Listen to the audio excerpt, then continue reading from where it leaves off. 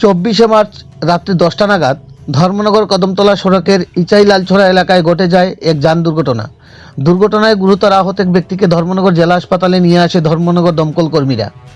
ঘটনার বিবরণে জানা যায় যে ওই এলাকার বাসিন্দা শ্যামল ভৌমিক, বয়স 65 বছর, বাইসাইকেলে চেপে নিজ বাড়ি ফেরার পথে ওই এলাকায় পৌঁছালে বিপরীত দিক থেকে আসা একটি বাইক দ্রুত গতিতে ছুটতে গিয়ে নিয়ন্ত্রণ হারিয়ে সজোরে ধাক্কা মেরে পালিয়ে যেতে সক্ষম হয়। দুর্ঘটনার শব্দে দুর্ঘটনাস্থলে ছুটে আসে আশপাশ এলাকার লোকজন। পরবর্তীতে আশপাশ লোকজনদের প্রচেষ্টায় ধর্মনগর দমকল কর্মীরা খবর পেয়ে ঘটনাস্থলে পৌঁছায় এবং গুরুতর আহত অবস্থায় বাইসাইকেল আরোহীকে নিয়ে যায় ধর্মনগর জেলা হাসপাতালে। হাসপাতালের কর্তব্যরত চিকিৎসক তাকে প্রাথমিক চিকিৎসার পর আঘাত গুরুতর হওয়াতে হাসপাতালে ভর্তি করিয়ে নেয়। আহত বাইসাইকেল আরোহীর বর্তমানে চিকিৎসা চলছে ধর্মনগর জেলা হাসপাতালে। ধর্মনগর প্রতিনিধি রিপোর্ট, শ্যামলী ত্রিপুরা। এখন হচ্ছে ইসাইল লালছড়া বাজার থেকে খুব দিকে একটা রাস্তা, এখানে একটা বাইকের একটা বাইসাইকেলের মধ্যে অ্যাক্সিডেন্ট হচ্ছে।